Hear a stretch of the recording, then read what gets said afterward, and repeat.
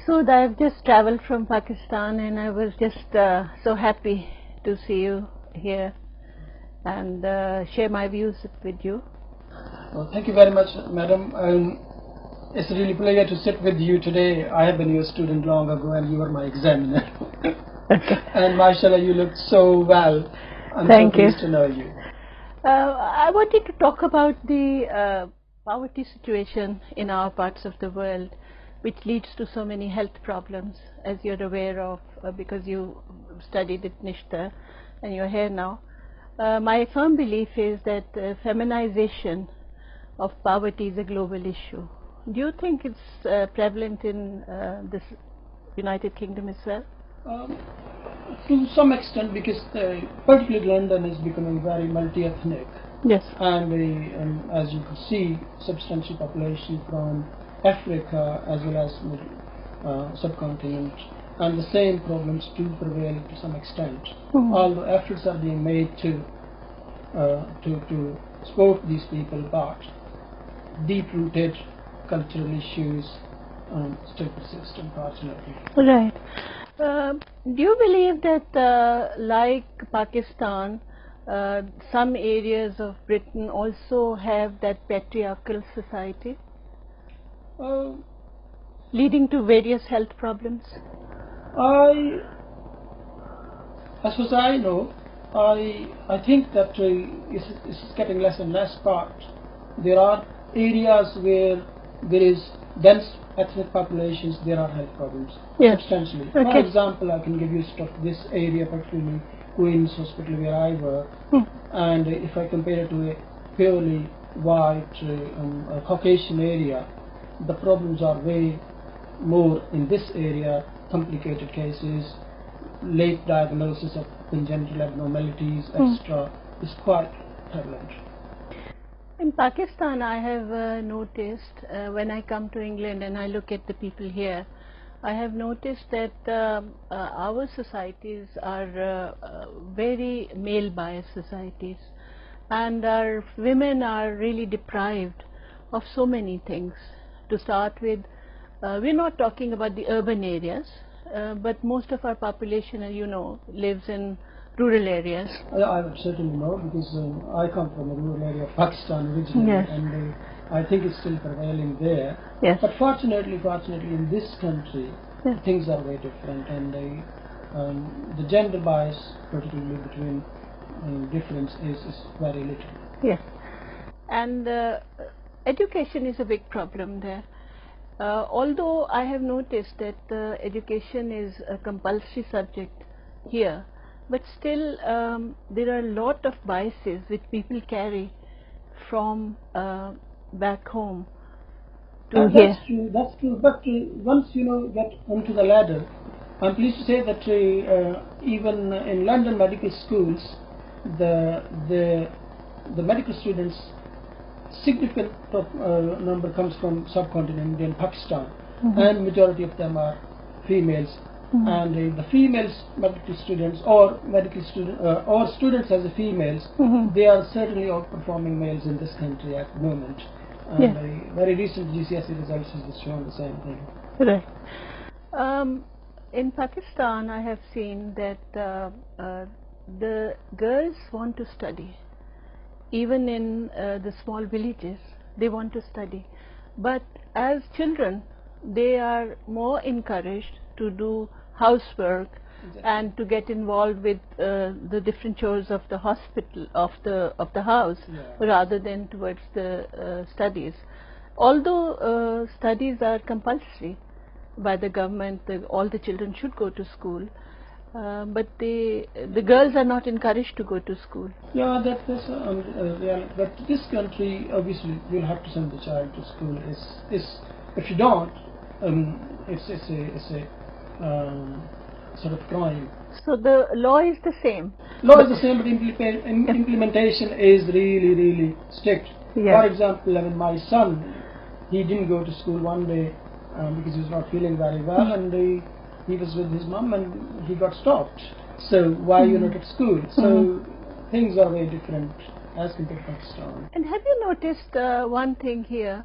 Do the women come and ask you if there's any treatment to get a male child rather than a female? Not to me particularly, because I don't do fertility as such, but I do get every now and then some overseas requests, as well as some people from here.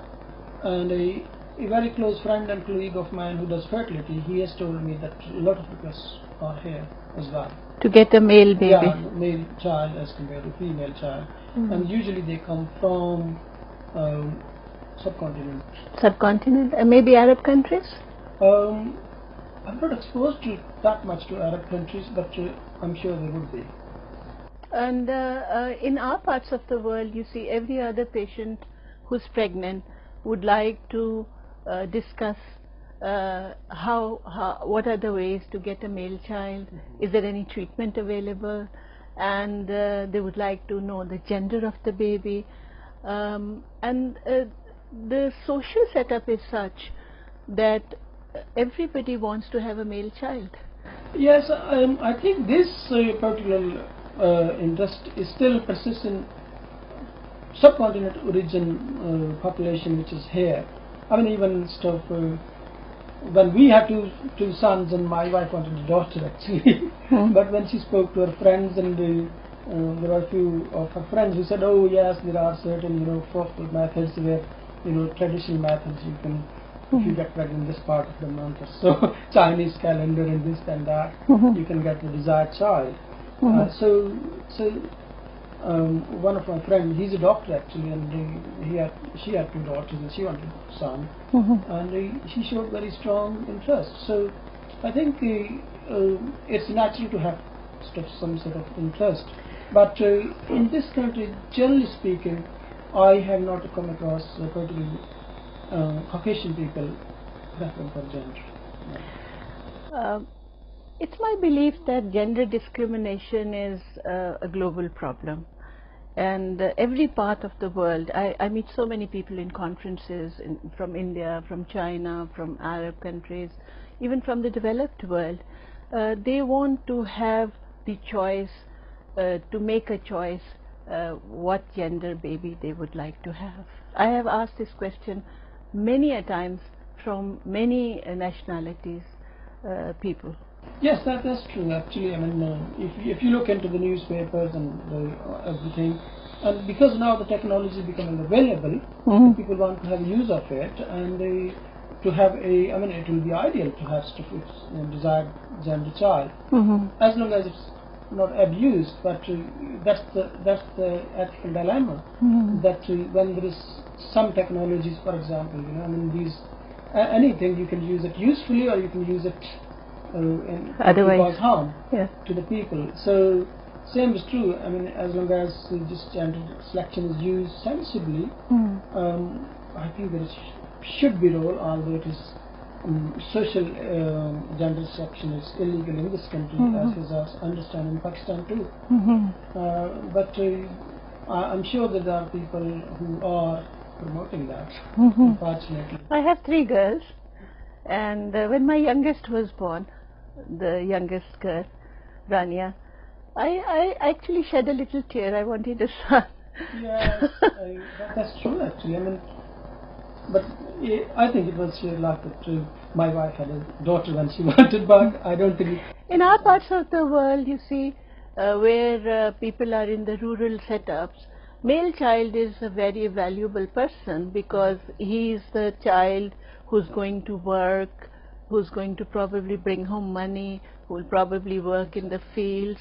So this desire from a patriarchal society seems to be very genuine to those people. It is genuine. I think it's historically looking at it as well, that I mean, when the original states, because men, a lot of men got killed in the battles and all that, and there was some disproportion of the population usually, and this has got engraved into our societal minds to have a male child, and I think it will be very, very difficult to get.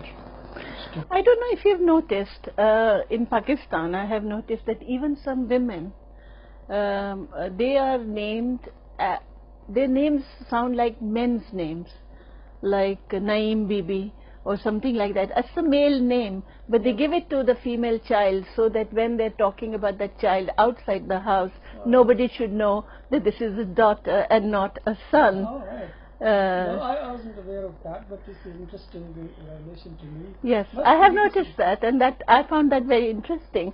I said, why are you called Naveed, or why you called Iqbal, or something like that? Yeah. And they would say, well, when my father calls out, he doesn't want to know that he's calling a daughter. Everybody should know that it's a boy. I was also talking to a Middle Eastern woman, and she said, I said, why would you like to have a son? And she said, we don't have a right to life, we don't have a right to name, we can't open a bank account unless we give a husband's name or a brother's name or father's name. Nobody asks my husband, what's your wife's name? But everybody asks me, what's your husband's name? Exactly. If I go for a bank account, or if I apply for a visa, if I apply for a driving license. So all these problems do exist basically. But the question is that ethically, okay, should we give up to these problems and allow the gender selection? That's the big question. It's unfair. Yeah. I think it's cruel, and also it shows that we are inhumane towards each other. Is that exactly. Okay? So do you think gender selection is being done somewhere in the world? I'm sure it is.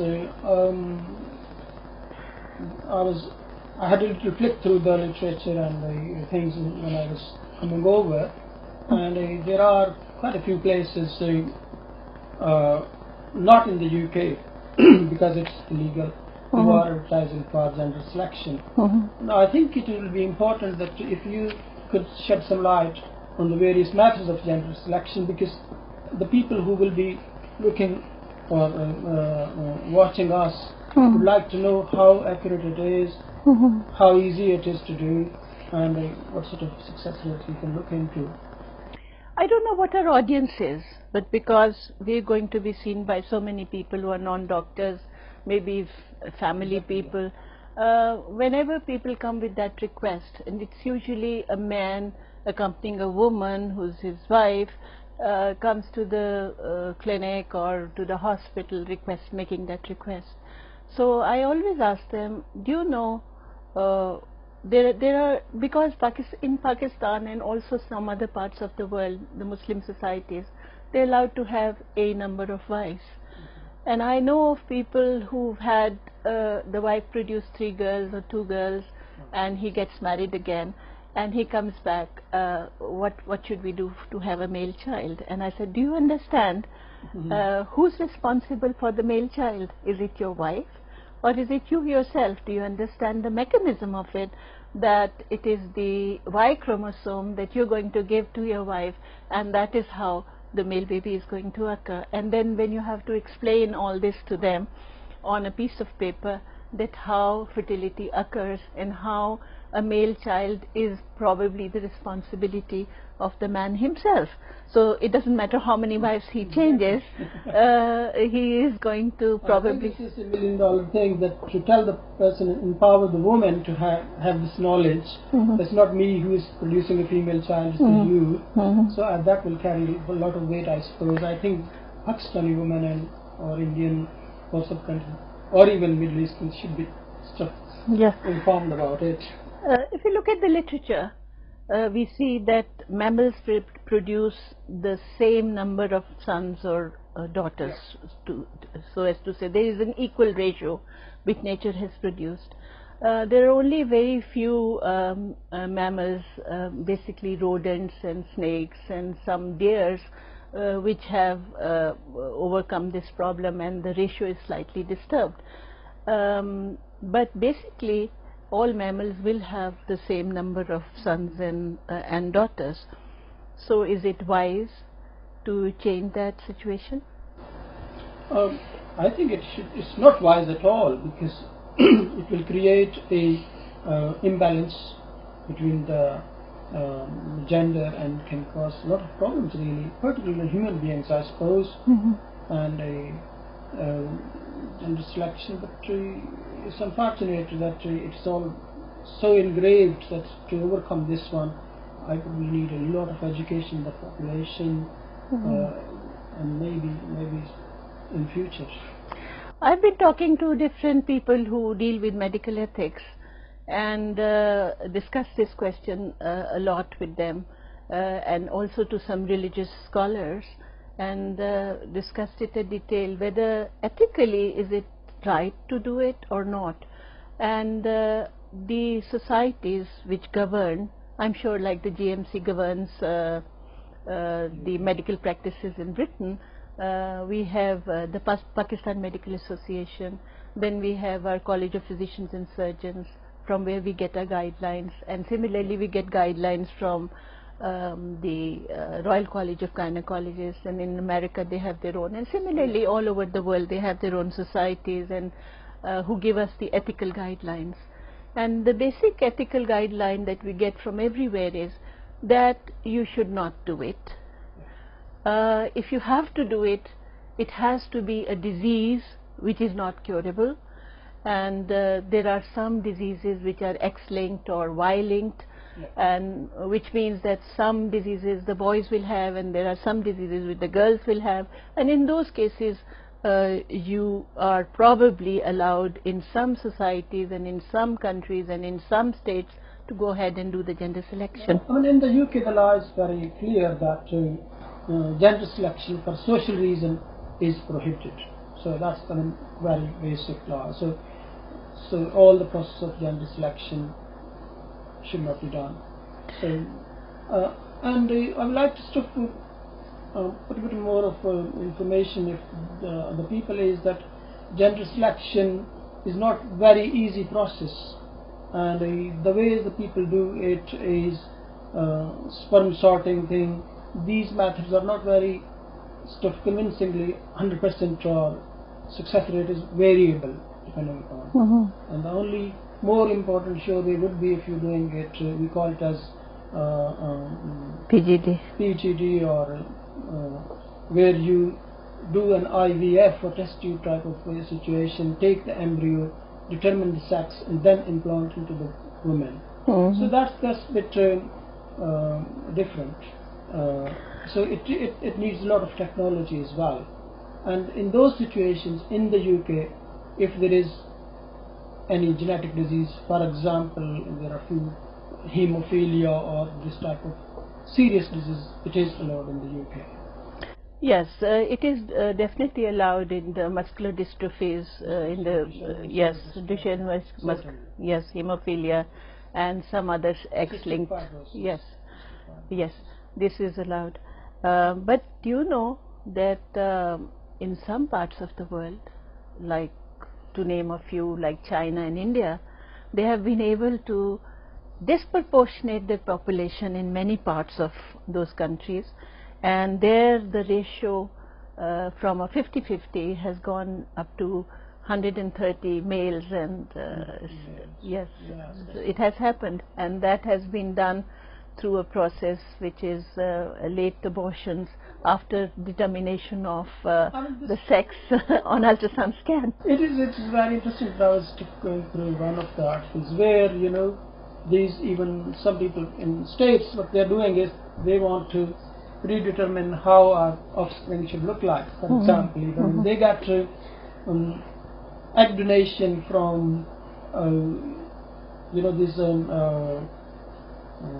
Caucasian girls, they want blue eyes, I want this color hair, and then egg donation, and then fertilize the sperm, and they send the embryo to India as a surrogate man, and there is a big trade going on, and then you get a desired stuff to sex, as well as the characteristics of the baby, for example, blue-eyed, blonde hair, whatever.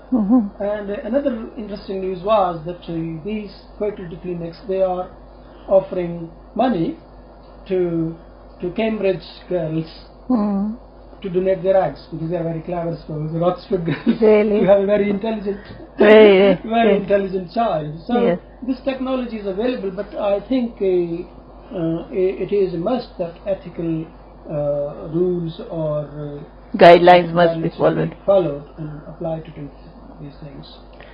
If you look at it's a day and age of internet. When I was coming here and I looked at my grandchildren, each one of has their computer and they're lying in each corner looking at the computer, and so everybody is computer literate these days. So if you look onto the computer, you will find so many diets that people are propagating, that if you eat this, you're going to have a male baby or a female baby, or they propagate that if you have more proteins, more calories, then you will have a male baby. If you're a vegetarian and eat less calories and you eat less saturated fats, then probably you'll have a girl. So I don't know how far that is I think this is all anecdotal. I mean, because otherwise vegetarian people will have lots of girls, but I don't think that's true. Similarly, you know, as it says, Chinese calendar is very popular in this country. Okay. Yeah, they follow certain dates and this and that of the month, and they say. But again, it's just anecdotal evidence. There's no science behind that. Also, there are a lot of clinics which promote douching and changing the environment of the vagina, saying that if you use vinegar and water douching, it becomes acidic environment and it promotes girls. Yes. And if you use baking soda and water and do the douches, it promotes, or it is a boy-friendly environment. Yeah, the theory behind that, as I know, is that Y chromosomes, they like alkaline medium, and the X chromosomes, they're more stronger, and they like acidic more, and they survive in the acidic medium more. So the women are stronger, you agree? Yes, they are, definitely. No question about that. That's the better gender, you think? Yeah, and also because Y chromosome is useless, as you know, it has little function anyway. Yes, there are some species in which the only function the male has is to impregnate and die after that. Yes. So same way, the Y chromosome only determines the sex and maybe one or two other things. As far as I know, the whole of the function is done by that chromosome. Anyway. Another technique, which is the American technique, the Rickson method of sperm sorting, in which the sperms are slightly structurally different, and through filtration and creating an environment, they do the filtration and produce sperm specimens in separate dishes, and then do an intrauterine insemination to produce a male or a female baby. Do you think that is ethical or illegal? I mean, in this country, in the UK, definitely it is illegal. Okay. Even the sperm sorting is illegal? It is illegal, yes. Yes, You okay. can't do it. Okay. Basically, it's not something very... You know, these days we got cell separators and cell sorters, we call them, as it spins the semen in a very high frequency. Yes. And because the Y chromosome is small, so Y sperms are a bit lighter. Yes. So they separate due to centrifuge process. Yes. And they have got separation rate. It is not guaranteed 100%, but it is. Its success rate is quoted as 70%. Yeah, so 70 to 80%. Yes. So, but that's the if you use, but the general population need to know that it's not natural. You'll have to have intrauterine insemination to with that. Yes. So. Yes. So basically, the legality is the problem. Legality in this country. Yes, because we have to advise our patients on the legal issues before we tell them to jump into something. There are lots of couples that I was reading. There was a clinic in Turkey where they are giving very good results, but in the end they found out that this is not legal in Turkey to do it. So that's how they stopped themselves going there, because they didn't want to get into a legal problem. So basically it is not legal anywhere in the world except for a few centers, and those are very few and can be seen on the net if people want to see that. The other thing that worries me most is the diagnosis of the sex on the ultrasound scan, and as the ultrasound scans are getting better and better and people are getting better and better trained, they're diagnosing the gender of the baby very early, and that is a big problem. I mean, as such as you, I mean, when I was there in Pakistan, I'm sure that abortion is illegal there. Again, a abortion based on gender selection would be a big crime in the UK if it is practiced, and although social termination is allowed, but it is normally before you can determine sex for 12 weeks of pregnancy or less, and after that it becomes quite a bit of tricky to although if there are congenital abnormalities or certain special situations, it can be done, but not based on the gender of the baby. So in this country, UK, termination is allowed. Obviously there is legal requirement that two doctors have to agree that this continuation of the pregnancy is dangerous for the mother, for the mother or the baby, either psychologically or well, that's a catch. That's a catch. The psychological part is a catch. Exactly. Because here any woman can say, I have 3 girls, if I have another one, I'm going to go mad. Yes, that's true. So in this country it is legal to have an abortion up to 12 weeks, provided you can go to your doctor and he agrees and another doctor signs. Yeah. So 2 doctors have to sign a form yes. to do that. And but practically, if you want, you can have it in this country. In Pakistan, it's not legal to have an abortion. It's only legal only if it is less than 6 weeks, because according to the religion, when the ruh is not there, then in certain circumstances, if it's not safe for the mother, then she can have the abortion at that time, but definitely not for gender. And one wise thing some countries have done, which is one of them is India, that they have banned doctors from telling the sex of the baby to the mother, irrespective of what. They will not tell the sex of the baby to the mother. That is the law. And in China, again, there's a big problem, because there the family size is limited. Exactly. They cannot have a certain number of children. They will either have 1 child, or if they earn or pay so much tax, then they can have another one. So people want to have a male issue who can look after them, or leave a name behind, or something like that. So this is a problem, a real problem in some parts of the world. I mean, I think it is historically taken, as you know, that infanticide, killing the female children, has been practiced even for a long time. And you know how our religion was the one who prohibited it. Yes. Very strictly. Yes. And but it was still practiced in some places.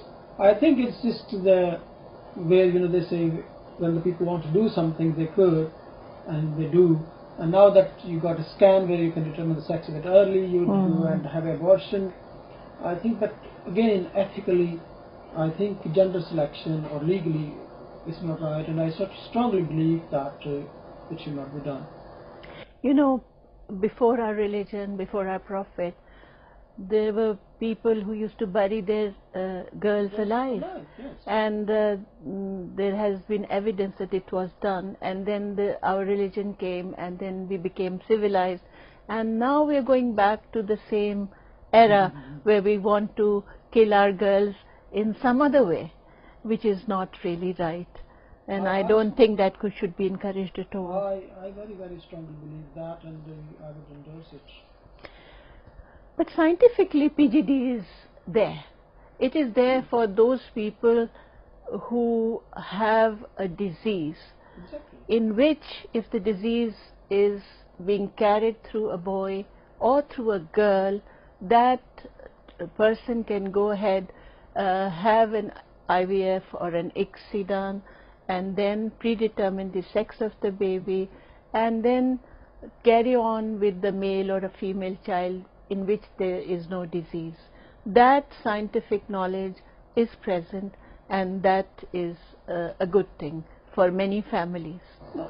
Absolutely. Obviously this VGD screening is very, very useful to prevent even. So now in the UK the law is, or you can have, is if the baby or the fetus has got congenital disease like cystic fibrosis or Down syndrome or muscular dystrophy, which can have serious impact on the fetus subsequent life, you are allowed to have termination or abortion throughout the pregnancy even. Right. But if you, because obviously these abortion procedures have got complications, as you very well know. Yes. So if you can select an embryo which is healthy and doesn't carry a gene for a disease, this is a great breakthrough, and we should use it positively.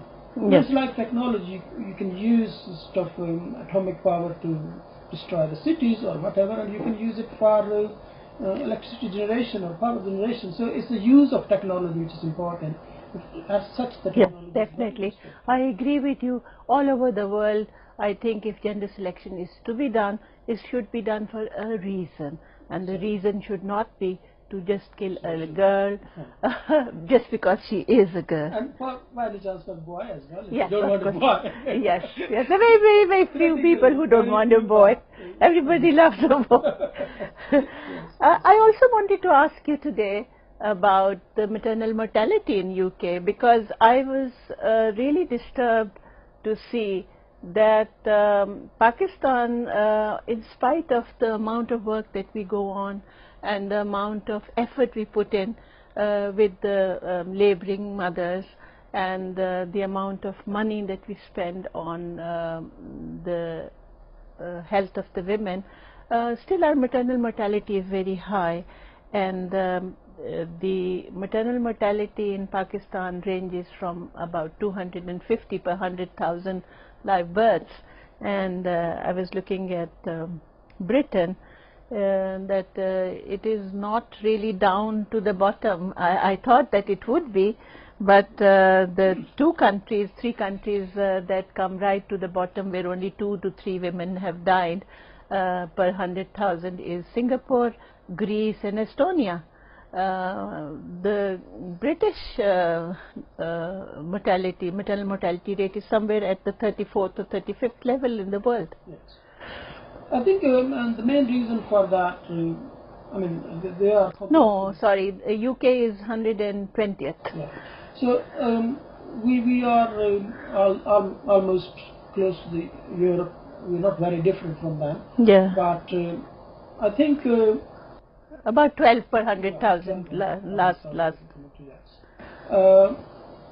We do have very strong system of investigating, particularly, in your time it used to be called confidential inquiries. Yes, maternal deaths. yes.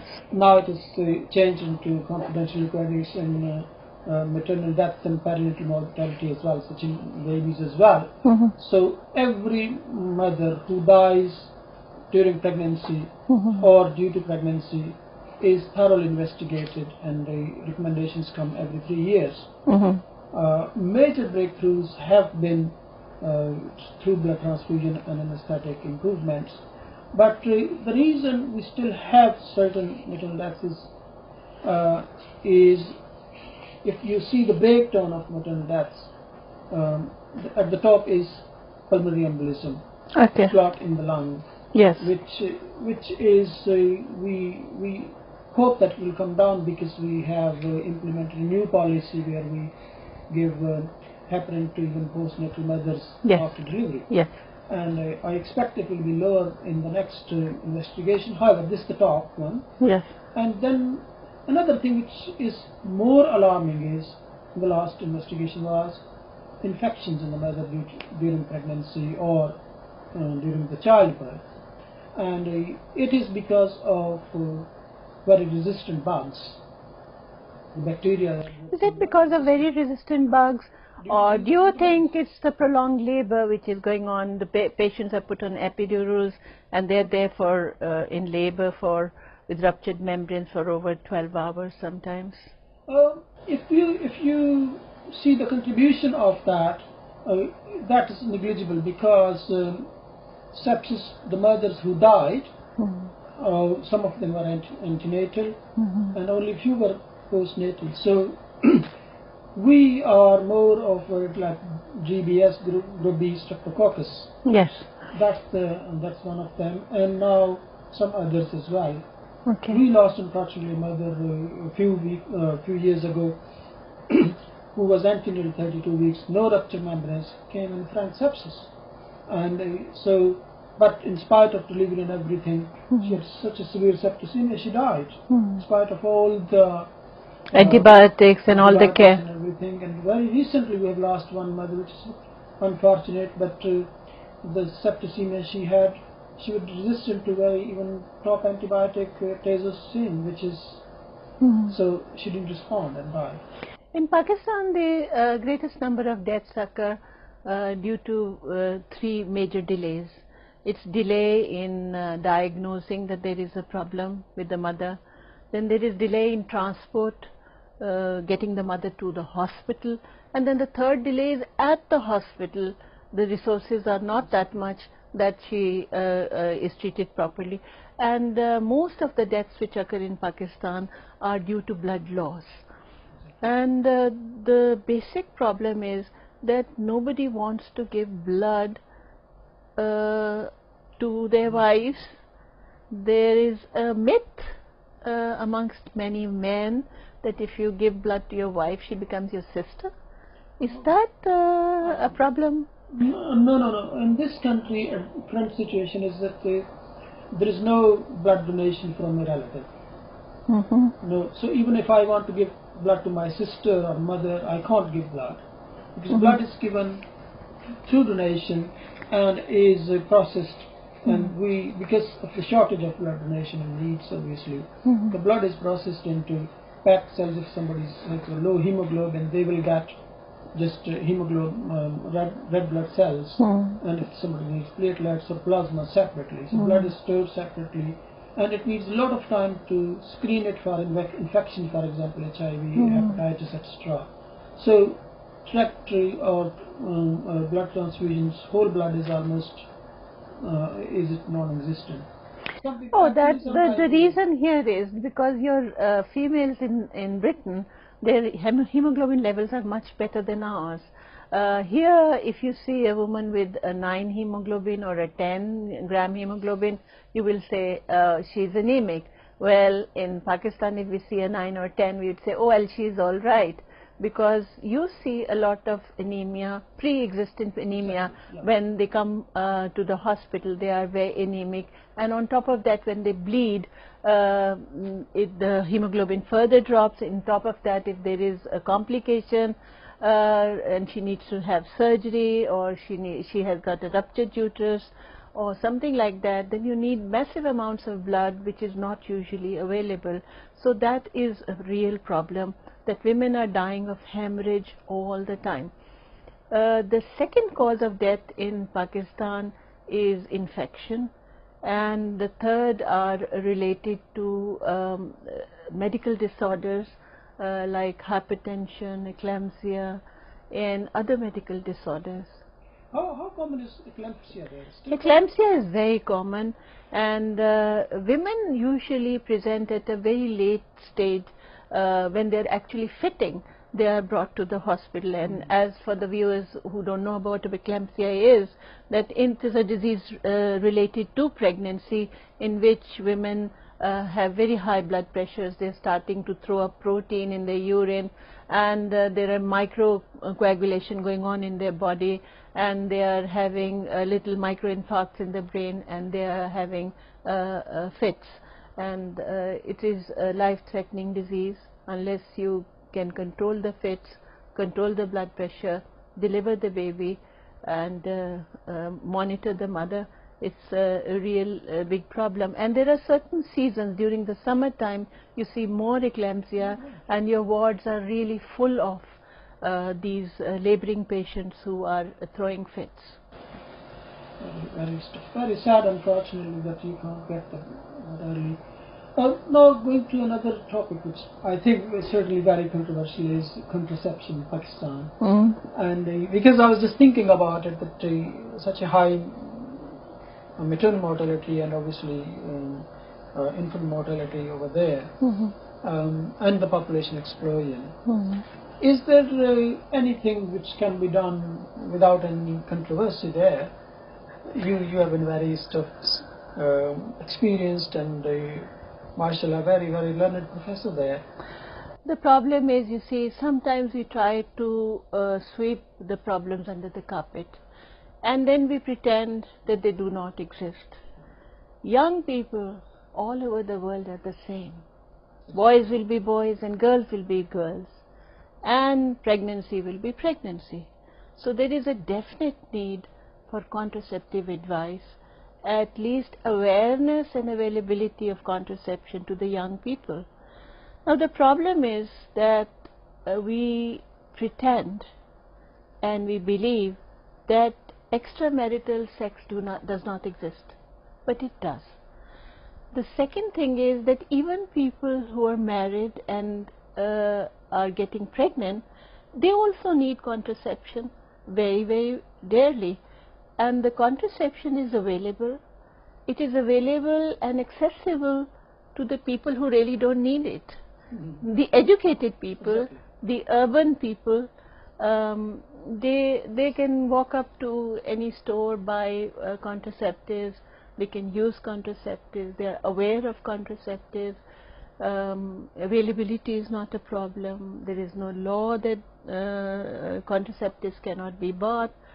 But the problem is the rural areas, where contraception is a real requirement, where the women are not empowered enough to control their fertility. They have to depend on their mother-in-law, on their family, on their husband, on their religious views to practice. The question is, to be or not to be is not the question. The question is whether they can be pregnant or not be pregnant. They cannot make the decision themselves. Somebody else has to make the decision, and when it is somebody who is not directly affected, will make the wrong decision. Well, I personally feel that, this is very important, that in Pakistan particularly, the population planning should be just the priority of the government.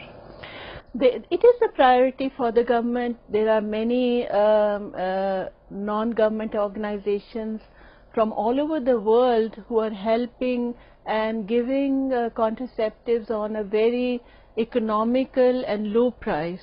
But the people who really need it, who have bigger families, they do not practice contraception effectively for many reasons. One reason is that the infant mortality and the neonatal mortality is so high that they know out of their 10 children, at least 4 or 5 are going to die.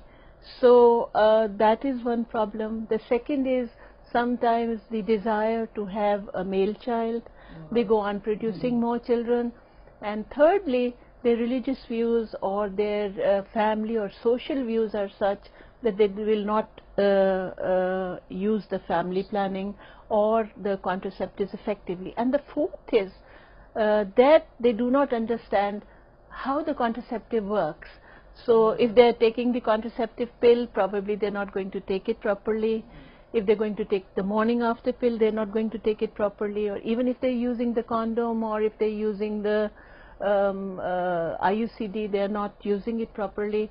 So that is why probably there is a problem. What I get is that there is a big need to educate the population there and provide them the right knowledge. Well, I have seen that when you talk to women, they understand, they want to. But the education and the knowledge has to be imparted to the men. And there must be a medium where the men of our country need to be educated. They need to be told what is good for them, what is good to, why is it good to have a smaller family, why is it good to have education, why is it good to stay healthy, what should be the right eating patterns, and if they have smaller families, how they are going to progress. So just by showing a small family on the television, because television is a big medium now, even in the rural areas, the people may not have anything else, but they will have a television. So it's the government's responsibility to show movies, or to show dramas, or to show advertisements which are more eye-catching to the rural population. We like to bring into the soaps, like, you know, dramas and all yes, that. And also because people listen a lot to our religious leaders in the rural areas. The religious area is very, very strong. So if we are able to convince the local imam to talk to their men, then probably it will be more effective. I think, I mean, I personally feel there's a great need for that. Yes, definitely. In this country, I mean, obviously, it is quite liberal in the sense, and even for the contraceptive, it's just freely available, people practice it, and even for the teenage girls, it is now, I mean, yes. You can give it, you can go over the counter and get, you know, stuff pill if you want yes. to. The health education is not a big priority in our parts of the world yet. The reason is that we are dealing with so much emergency work, like a 100-bedded maternity ward is receiving more than 300 or 400 patients at a given time. So, and where the delivery rate is something like 15,000 per year or something like that, with limited amount of facilities, they are just doing the routine work. Exactly, day-to-day work is so, yes, it's so much that you don't have time to counsel people. There should be a separate, totally separate group of people who should be doing that. Yeah, obviously, if you could bring the birth rate down, the pressure on the acute hospital will be much less. As well, yeah. Yes, I definitely believe that. Professor Shaheena, it was really nice to talk to you and get to know what is happening in Pakistan at this stage, and also insight into the gender selection and perceptions of the people and the law. And I think this will be very useful for our viewers who would like to get, and I'm sure there will be link or information available if somebody wants to know about it. And I would like to thank you to come and talk to me today. Dr. Masood, thank you very much, and you know, it has been a great experience to be here and to look at my own subject from a different point of view. I firmly believe that we are trying our best. We have the facilities, we have the know-how, we have the energy, we have the desire to do the things, but the problem is so immense and our resources are limited, and we are trying so hard, but there are problems like illiteracy, problem like nutrition, healthy water, birth spacing, issues of the girl child, early marriages, lack of knowledge about contraception, and then the desire to have a baby boy, and then the perils of infections due to unsafe abortions. It's really a troubled part of the world, and it is always enlightening to look at people who are suffering less than you are. I'm sure, I mean, I think the message would be that if you educate your yes. women, and you will get a healthy nation. I think educate the men. Men as well. To get a very healthy nation, yes. I think if the women are educated as child, male child, a boy, a son, they will educate them to the right direction. Yes, I'm sure. Thank you very much.